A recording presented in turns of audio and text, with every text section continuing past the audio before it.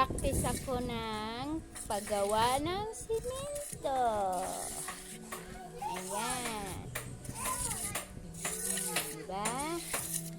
Hindi lang bilang OFW, kailangan marunong ka rin mag-carpenter.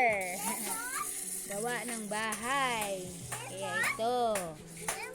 No, gagawa tayo ng bahay. Terrace to guys. Terrace. Ayan. Ayan. Anak ng pamangkin ko. Ito, magkapatid yan. Oh, sino gusto magpagawa ng bahay, just PM me. Ayan, sinong junior, bansay kami. Yan yung carpentero nila. Ayan naman si Edison, ang co-helper ng kanilang carpenter. Ayan na guys. Oh, ayan oh. Electric lang guys. Buo ng bahay nyo. Sa gusto magpagawa ng bahay dyan, hanapin nyo lang si ng Junior.